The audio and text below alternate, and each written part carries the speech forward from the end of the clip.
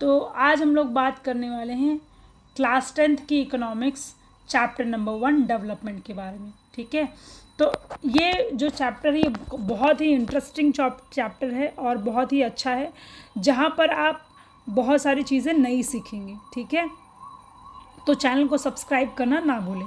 अब इस चैप्टर में हम देखने वाले हैं डेवलपमेंट क्या होता है, डेवलपमेंट किस तरीके से होता है, डेवलपमेंट को मेजर कैसे किया जाता है और डेवलपमेंट की हेल्प से लोगों में बेटरमेंट कैसा आता है या लोगों की लाइफ किस तरीके से बेटर होती है, वो हम सब जानेंगे इस चैप्टर में। तो चलो स्टार्ट करते हैं इस चैप्टर को और चैनल को सब्सक्राइब करना बिल्कुल भी ना भूलें।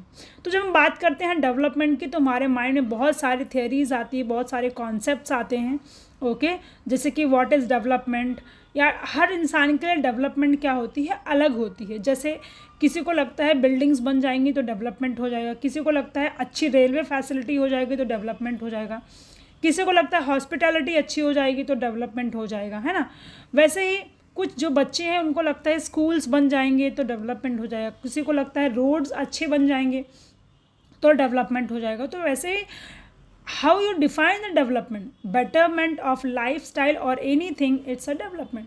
तो आपकी लाइफ में किसी भी वे से अगर आपकी लाइफ बेटर हो जाती है उसी को हम डेवलपमेंट कहते हैं। आई होप आपको समझ में आया होगा।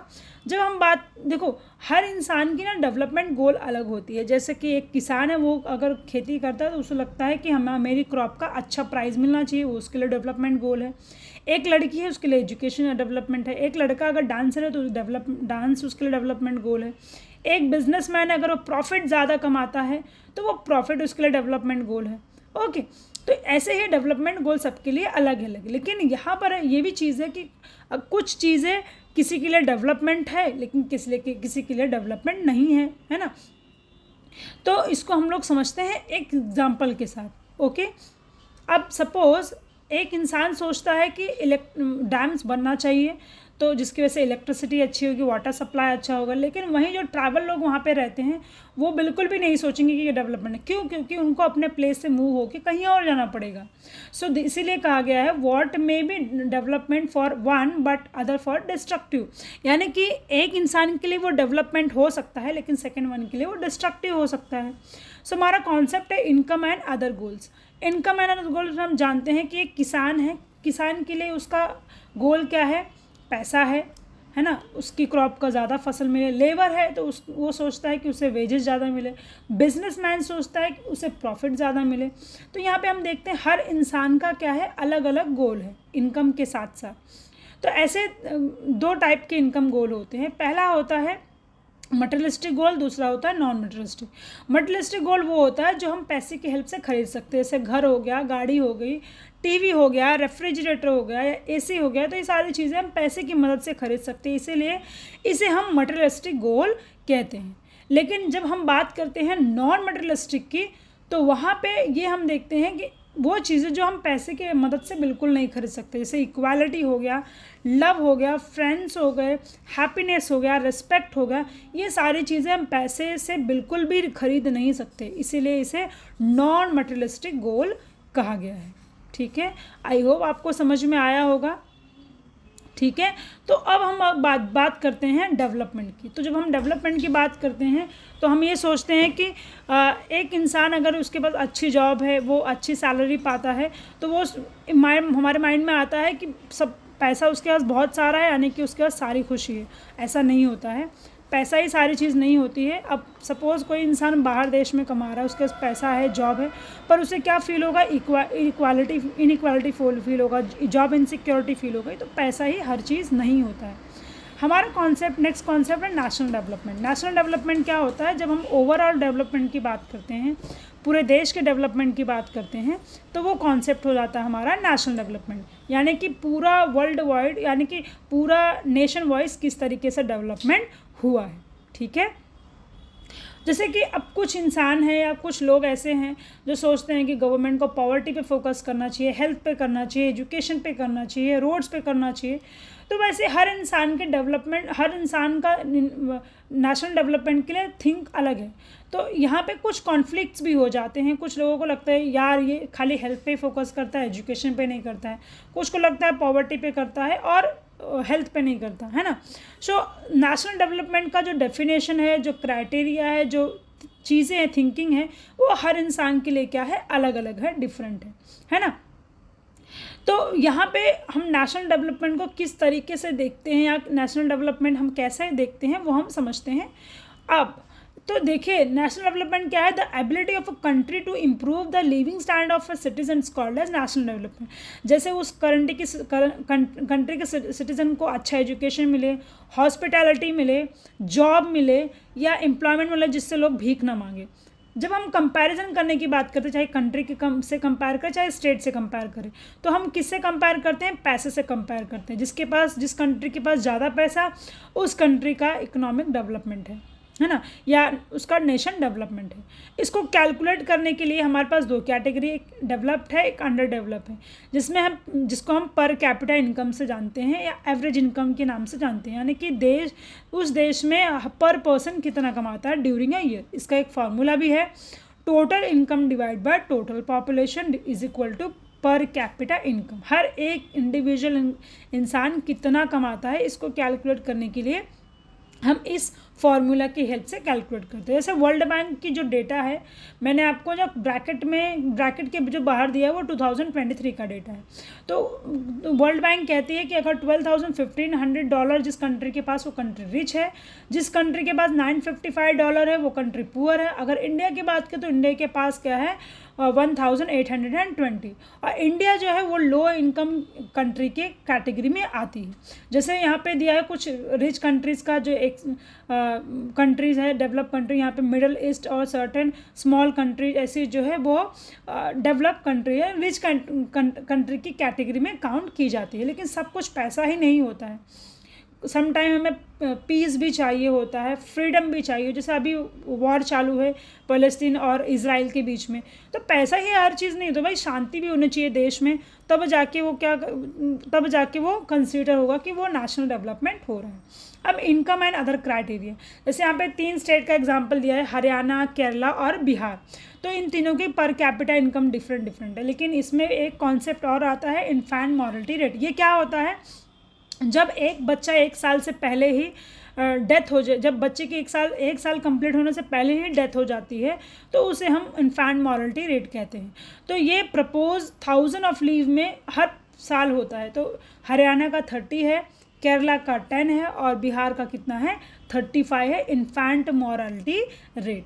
ठीक है, आपको नहीं समझ आएगा, नीचे जो है दिया हुआ है वो रीड करके पढ़ सकते हैं। ठीक है, और पर कैपिटा भी हर देश का क्या है, हर स्टेट का डिफरेंट है। यानी कि आपको देखने मिल रहा है कि पर कैपिटा इनकम स्टेट के पास, यानी कि इस हिसाब से देखा जाए तो बिहार के पास सबसे कम पर कैपिटा इनकम है। ओके, तो अगर हम लिटरेसी रेट की बात, लिटरेसी रेट का मतलब क्या होता है कि 7 साल से ज़्यादा बच्चे कितने ज़्यादा मतलब एजुकेशन है, मतलब कितने ज़्यादा लोग पढ़े लिखे हैं, उसे हम लिटरेसी रेट कहते हैं। जैसे हरियाणा में 82 है, केरला में 94 है, बिहार में 62 है।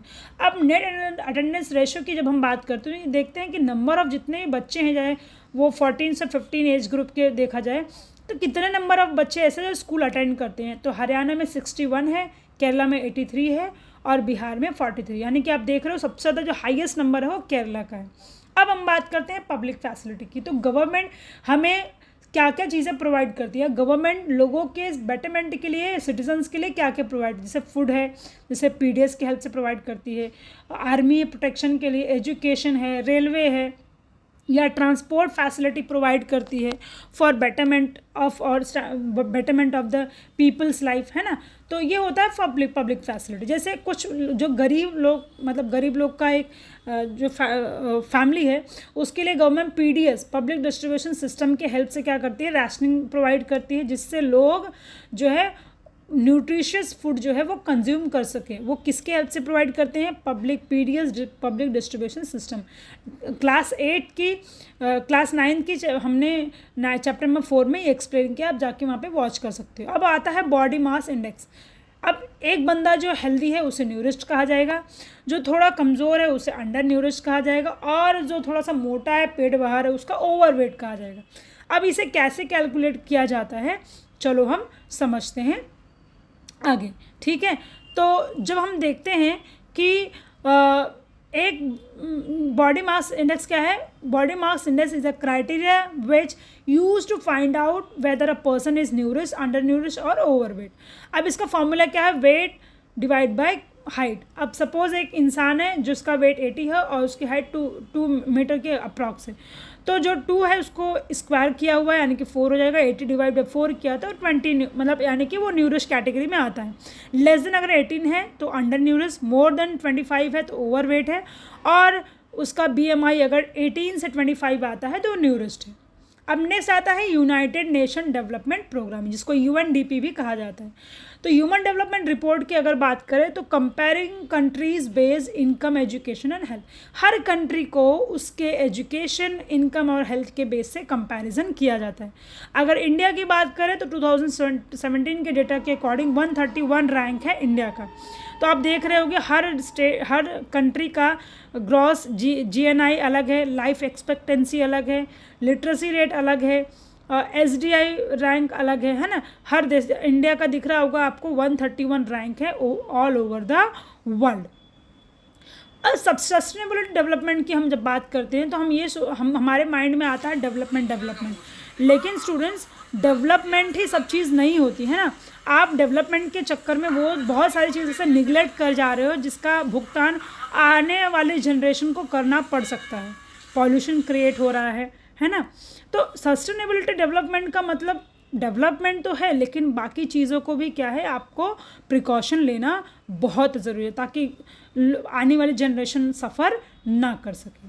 ओके, तो जैसे कि जब हम बात करते हैं नेशनल सस्टेनेबल डेवलपमेंट की, तो हमारे माइंड में जैसे अब हम देखते हैं कि सस्टेनेबल डेवलपमेंट, तो हम सबसे पहले देखते हैं कि वाटर का एक्सेस यूज़ हो रहा है, वेस्टेज हो रहा है, जिससे आने वाली पीढ़ियों को वाटर के लिए बहुत ही सेक्रीफाइस करना पड़ेगा, यानी कि बहुत पानी कम मिलेगा उनको। पॉल्यूशन क्रिएट हो रहा है ना। पॉल्यूशन की वजह से उनको प्रॉब्लम होगा, पॉल्यूशन ज़्यादा बढ़ेगा तो उनको ऑक्सीजन की कमी होगी एनवायरनमेंट में, जिसकी वजह से एक एडवर्टीजमेंट भी मैंने देखा था जिसमें ऑक्सीजन लेके घर से बाहर निकलना पड़ रहा था कि इतना ज़्यादा पॉल्यूशन आगे के टाइम में हो जाने वाला है।